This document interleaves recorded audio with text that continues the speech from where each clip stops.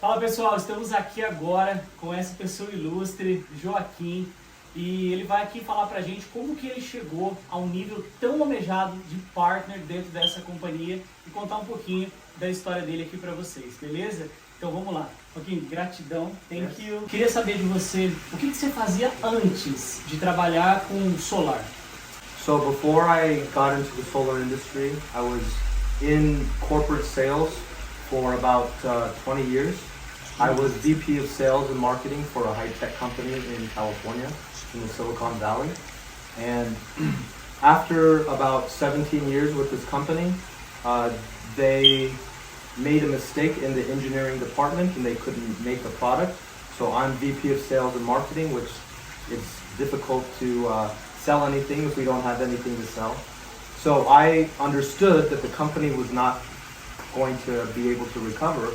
So a mutual friend of Dave Bangle, who's the CEO of Apricot, and mine, said, you should go talk to Dave Bangle because the company is doing very good and his salespeople are doing very good, so you should go talk to him. I've known Dave Bangle for almost 30 years now. So back then, this was 2018, I reached out to Dave, I gave him a call and I said, hey Dave, do you think it would be a good idea to explore solar? So I was about 4 years into my move from California to Virginia. So I was living in Virginia for 4 years at that time. And he said, find a good company in Virginia to see if solar is good, if I can do good in solar. So I did. Actually, I called maybe 5, 6 different solar companies and I said, I would like to work for you. I don't want a salary, just commission, but nobody would call me. So I guessed the email address of the CBO of a small company out there. And I guessed the email address correctly. He gave me a call back. And so I went to go work for him. And I first got started knocking doors. And when I saw the amount of money that could be made in solar, that was really what helped me to make the transition, because I was still working full-time in the other company when I was VP of sales and marketing. And I would quit around 4 p.m.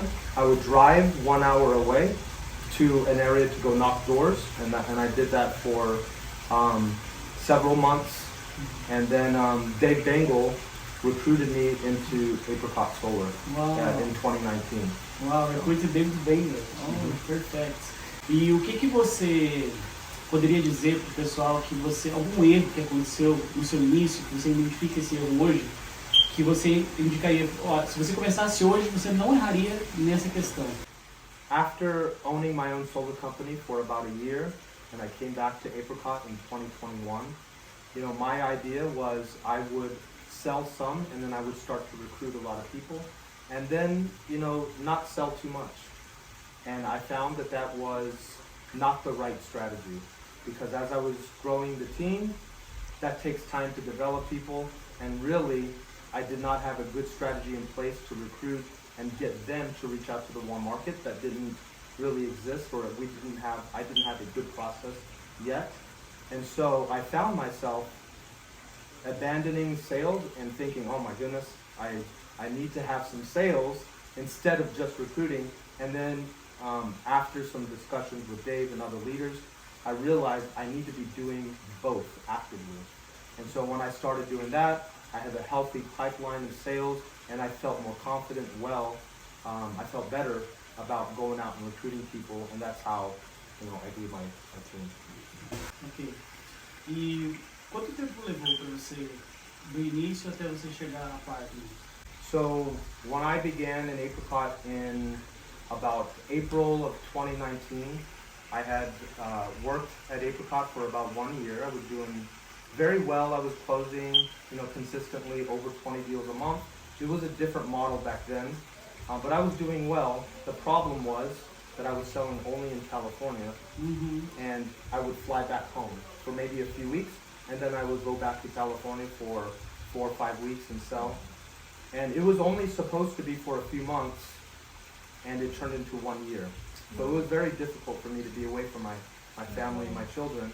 So that's when that was about the time that the pandemic started to happen and the lockdown started to happen. So I made the decision, probably not the best decision, but I quit Apricot. I started my own company I had that for about 1 year, and then I came back to Apricot in 2021. And since 2021, is what began my process for me to become a partner here at Apricot. Conversa. Thank you. A última pergunta, só para a gente concluir, tem pessoas que estão começando agora, sem dinheiro, sem network, sem credibilidade, só que elas precisam dessa oportunidade. Se isso acontecesse com você, se você tivesse que iniciar do zero, sem dinheiro, sem network, sem credibilidade, como que você iniciaria com o conhecimento que você tem hoje? Yeah, that's a good question. If I didn't have all the resources that I have today, and I was just getting started from the beginning, I think if most people have contacts in their phone that they're not even thinking about. Some people have homes, some people don't have homes, but even if I'm an introvert, we have tools that we can leverage in the marketing tools section of the Apricot site, and we can use that to send to people that we know, even if we're introverted, and that can be a great way to be able to get people to recruit into the company. Those people know more people, and that's a great way to spread your reach out to people outside of only the people that I know. And some of those people are going to have homes. Some of those people will be great partners that could join us on their team here at Apricot.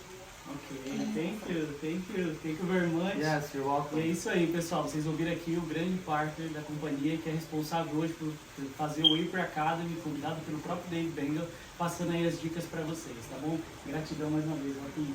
You're welcome.